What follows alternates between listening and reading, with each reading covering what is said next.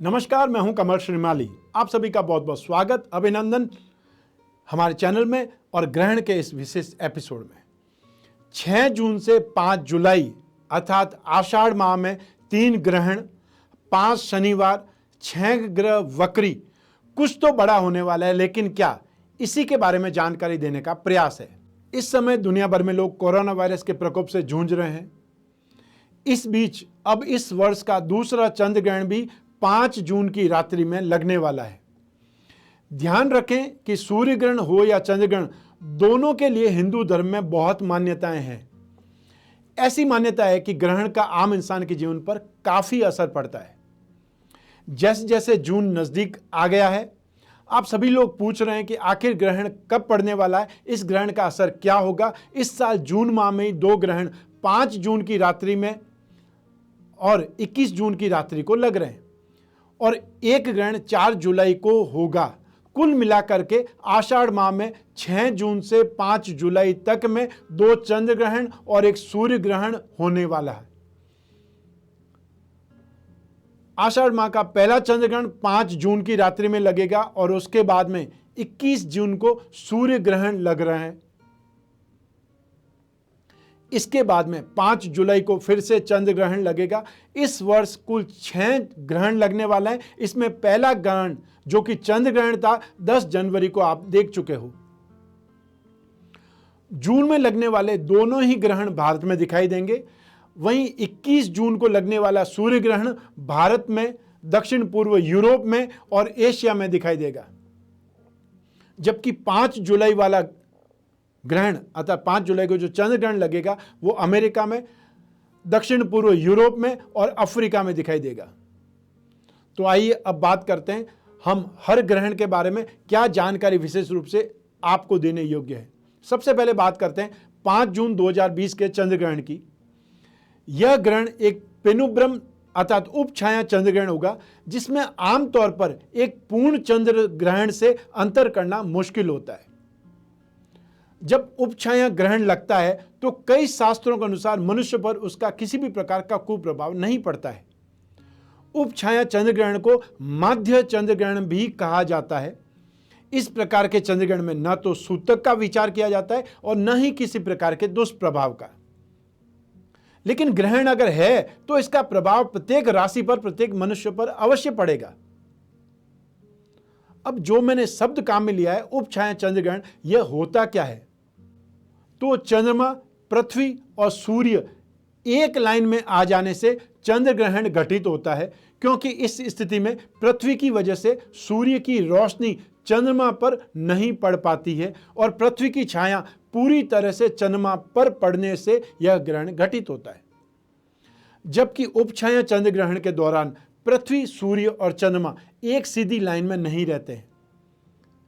जहां से पृथ्वी की हल्की सी छाया ही चांद पर, चंद्रमा पर पड़ पाती है, इस तरह के चंद्र ग्रहण में चंद्रमा की रोशनी ही थोड़ी मंद पड़ जाती है, या यूं कह सकते हैं कि चंद्रमा पर जैसे कोई धूल की परत जम गई हो, ऐसा लगने लगता है।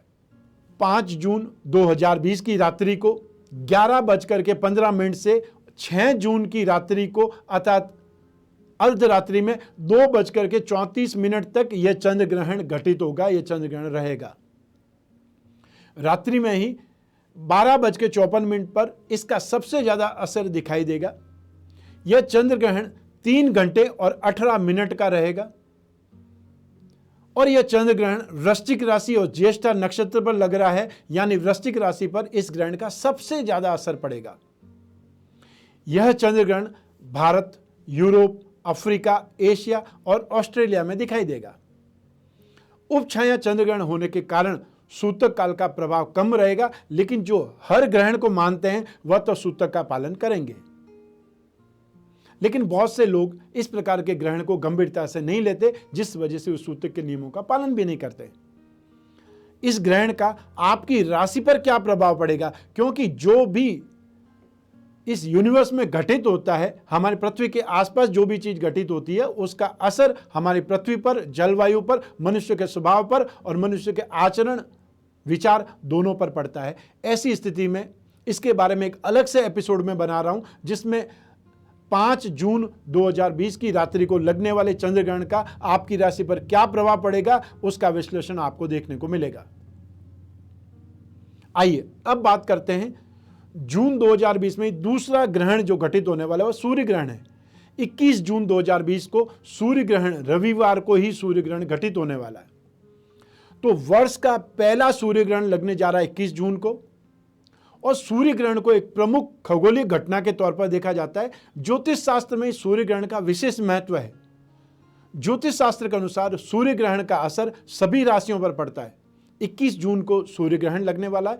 यह ग्रहण वलयाकार होगा। यह इस वर्ष का पहला सूर्य ग्रहण होगा जो वलयाकार होगा। तो आइए जानते हैं इस ग्रहण के बारे में विस्तार से। 21 जून की सुबह 9:15 से दोपहर 3:03 तक यह सूर्य ग्रहण घटित होगा।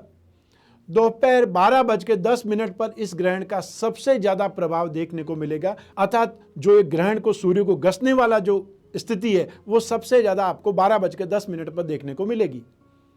और यदि मौसम साफ हुआ तो रिंग ऑफ फायर भी देखने का मौका मिलेगा। यह ग्रहण भारत के अलावा दक्षिण पूर्व यूरोप, हिंद महासागर, प्रशांत महासागर, अफ्रीका, उत्तरी अमेरिका और दक्षिण अमेरिका के प्रमुख हिस्सों में देखा जा सकेगा। इस वर्ष के सूर्य ग्रहण पर अधिकतर ज्योतिषियों की नजरें हैं, क्योंकि यह ग्रहण मिथुन राशि में लगेगा। 21 जून को लगने वाले ग्रहण का सूतक काल 12 घंटे पहले से ही लग जाता है। इस वर्ष पड़ने वाले इस ग्रहण का बहुत महत्वपूर्ण माना जा रहा है। ज्योतिष शास्त्र के अनुसार इन ग्रहण से मृगशीर्ष और आर्द्रा नक्षत्र तथा मिथुन राशि के जातकों पर विशेष प्रभाव पड़ेगा। इस सूर्य ग्रहण के दौरान सूतक काल मान्य होगा। जब चंद्रमा सूर्य और पृथ्वी के बीच में आ जाता है तो सूर्य की किरणें पृथ्वी तक नहीं पहुंच पाती है। इस स्थिति को सूर्य ग्रहण कहा जाता है। मिथुन राशि में होने जा रहे इस सूर्य ग्रहण के समय मंगल मीन राशि में स्थित होकर के सूर्य, बुध, चंद्रमा और राहु इन सब पर दृष्टिपात करेगा, जो एक अशुभ संकेत है। इसी के साथ में ग्रहण के समय शनि, गुरु, शुक्र और बुध वक्र स्थिति में रहेंगे। राहु केतु तो सदैव वक्री ही चलते हैं, तो इस लिहाज से कुल 6 ग्रह वक्री रहेंगे सूर्य ग्रहण के समय काल में। यह स्थिति पूरे विश्व में उथल पुथल मचाएगी। ग्रहण के कारण इन बड़े ग्रहों के वक्री होने से प्राकृतिक आपदाओं का खतरा बहुत ज्यादा रहेगा। जन धन की हानि हो सकती है। मानव सभ्यता, पर्यावरण से संबंधित बड़ी क्षति होने की आशंका बन रही है, संभावनाएं बन रही है। ज्योतिष शास्त्र में उल्लेख है कि जब बड़े ग्रह वक्री होते हैं तो विश्व में महान प्राकृतिक आपदाएं आने की आशंका बढ़ जाती है। इसके साथ ही 30 दिनों में 2 या 2 से ज्यादा ग्रहण होना भी जनता के लिए कई मुसीबतों को लाने वाला समय हो जाता है। यह सूर्य ग्रहण 12 मिनट तक भारत, बांग्लादेश, भूटान, श्रीलंका इनके कुछ शहरों में दिखाई देगा। शास्त्रों के अनुसार एक माह के मध्य 2 या 2 से अधिक ग्रहण पड़ जाए, जैसा कि इस वर्ष हो रहा है, आषाढ़ माह में ही 3 ग्रहण पड़ रहे हैं, तो राजा को कष्ट, सत्ता में विद्रोह, आर्थिक समस्या जैसी स्थिति निर्मित हो सकती है। यों भी इस वर्ष मंगल जल तत्व की मीन राशि में 5 माह तक स्थित रहेंगे। ऐसे में वर्षा काल में असामान्य रूप से अत्यधिक वर्षा हो सकती है और महामारी का भी भय रहेगा। साथ ही शनि, मंगल और बृहस्पति इन तीनों ग्रहों के प्रभाव से विश्व में आर्थिक मंदी का असर भी वर्ष भर बना रहेगा। अब बात करते हैं हम इस आषाढ़ माह के तीसरे ग्रहण की। तीसरा ग्रहण 5 जुलाई को धनु राशि में लगेगा, जो चंद्र ग्रहण होगा। 5 जुलाई को सुबह 8:37 से शुरू होकर के 11:22 तक यह ग्रहण रहेगा। यह उपछाया चंद्र ग्रहण होगा, जिसके कारण इसका प्रभाव भारत में बहुत कम रहेगा। यह चंद्र ग्रहण अमेरिका, दक्षिण पश्चिम यूरोप और अफ्रीका के कुछ हिस्सों में दिखाई देगा। अब बात करते हैं ग्रहण के सूतक काल की, सूतक के नियम की। सूर्य ग्रहण का सूतक काल ग्रहण से 12 घंटे पूर्व लग जाता है। इस दौरान कोई भी शुभ कार्य नहीं किया जाता है। ग्रहण के समाप्त होते ही सूतक काल भी समाप्त हो जाता है। इसके बाद ही कोई शुभ कार्य करना चाहिए। सूतक में कुछ बातों का खास ख्याल रखा जाता है। वो क्या है? सूतक से अर्थ है खराब समय या ऐसा समय जब प्रकृति ज्यादा संवेदनशील होती है। ऐसे में किसी अनहोनी के होने की संभावनाएं ज्यादा होती है। सूतक चंद्र ग्रहण और सूर्य ग्रहण दोनों के समय लगता है। ऐसे समय में अधिक सावधान रहना चाहिए और ईश्वर का ध्यान करना चाहिए, ईश्वर का नाम जपना चाहिए। सूतक काल में हमें कुछ खास बातों का विशेष का ध्यान रखना चाहिए, जैसे किसी बच्चे के जन्म लेने के बाद में भी उस घर के सदस्यों को सूतक की स्थिति में बिताने होते हैं। ठीक वैसे ही किसी के घर में मृत्यु हो जाने पर भी उनके परिजनों को सूतक की स्थिति में बिताना होता है। सूतक काल में किसी भी तरह का कोई भी शुभ कार्य नहीं किया जाता है। यहां तक कि मंदिरों के कपाट भी सूतक काल के दौरान बंद कर दिए जाते हैं, पूजा कार्य नहीं होता है। सूतक काल के समय शुभ कार्य और पूजा पाठ नहीं किए जाते हैं। भगवान की मूर्ति को स्पर्श करने की मनाही होती है। सूतक के समय मंदिरों के कपाट बंद कर दिए जाते हैं। सूतक लगने के बाद से गर्भवती महिलाओं को घर से बाहर नहीं निकलना चाहिए, क्योंकि ग्रहण काल के दौरान आसुरी शक्तियां प्रबल होती है, बलवान रहती है। गर्भवती महिलाओं के लिए सूतक काल विशेष रूप से सावधानी का होता है। सूतक काल में काटने, छांटने या कोई भी ऐसा कार्य सुई धागे वाला कार्य नहीं करना चाहिए। गर्भवती महिलाओं को चाकू, ब्लेड, कैंची ऐसी चीजों का इस्तेमाल नहीं करना चाहिए। कहा जाता है कि ग्रहण के समय में धारदार वस्तुओं का प्रयोग करने से गर्भ में पल रहे बच्चे पर इसका बुरा असर पड़ सकता है। ग्रहण काल के दौरान खाना पीना, शोर मचाना या किसी भी प्रकार का शुभ कार्य नहीं किया जाता है। ग्रहण खत्म हो जाने के बाद में स्नान करके शुद्धिकरण करने की मान्यता है। ग्रहण काल के सूतक से पहले ही खाने की सभी वस्तुओं को उल्टा करके रख दिया जाता है। जो खाना आपने बनाया हुआ होता है उन सबको बाहर फेंक दिया जाता है, जानवरों को दे दिया जाता है, उल्टा कर लिया जाता है। अर्थात खाने की कोई भी वस्तु खाने योग्य नहीं रहती है। सूखी जो खाने की वस्तुएं हैं उन पर तुलसी पत्र रख दिया जाता है या फिर कुश रख दिया जाता है। अब बात करते हैं कि ग्रहण की जो मान्यता है आध्यात्मिकता में क्या है या पौराणिक कथा के अनुसार इसकी मान्यता क्या है। पौराणिक कथा के अनुसार समुद्र मंथन के दौरान जब अमृत निकला था तब देवों और दानवों के बीच में अमृत पान के लिए विवाद हुआ। तो इसको सुलझाने के लिए मोहिनी एकादशी के दिन भगवान विष्णु ने मोहिनी रूप धारण किया। जब भगवान विष्णु ने देवताओं और असुरों को अलग अलग बिठा दिया, लेकिन असुर राहु छल से देवताओं की लाइन में आकर के बैठ गए और अमृत पान कर लिया। देवों की लाइन में बैठे चंद्रमा और सूर्य ने राहु को ऐसा करते हुए देख लिया। इस बात की जानकारी उन्होंने भगवान विष्णु को दे दी, जिसके बाद में भगवान विष्णु ने अपने सुदर्शन चक्र से राहु का सिर धड़ से अलग कर दिया। लेकिन राहु ने अमृत पान किया हुआ था, जिसके कारण उसकी मृत्यु नहीं हुई और उसके सिर वाला भाग राहु और धड़ वाला भाग केतु नाम से जाना गया। इस कारण राहु और केतु सूर्य और चंद्रमा को अपना शत्रु मानते हैं और पूर्णिमा के दिन चंद्रमा को ग्रस्त लेते हैं, इसलिए चंद्र ग्रहण होता है। और अमावस्या को जब सूर्य को ग्रस्त लेते हैं तब सूर्य ग्रहण होता है। तो ये थी ग्रहण की जानकारी।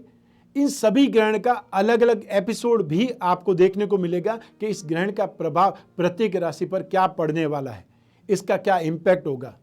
जो समय काल मैंने बतला दिया है वो वापस एक बार उसमें भी देख सकते हैं, लेकिन हर ग्रहण का एक एपिसोड अलग से विश्लेषण के रूप में आपको देखने को जरूर मिलेगा।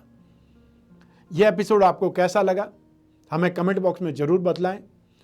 जिस विषय पर भी आप कोई एपिसोड देखना चाहते हैं, आपकी जिज्ञासा है, वो भी हमें कमेंट बॉक्स में जरूर बतलाएं। चाहे आलोचना हो वो भी करें, लेकिन अपनी पर्सनल प्रॉब्लम जहां तक हो पूरी डिटेल में भेजें। सिर्फ आपका नाम या सिर्फ आपकी डेट ऑफ बर्थ से मैं कोई भी चीज़ का जवाब पूरे ढंग से नहीं दे सकता हूं, इसलिए पूरा विवरण आपको देना होता है।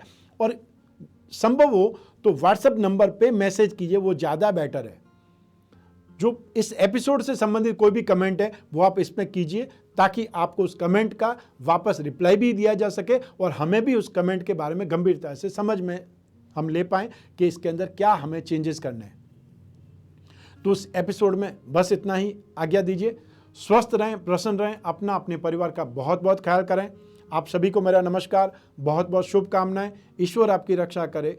बहुत बहुत धन्यवाद।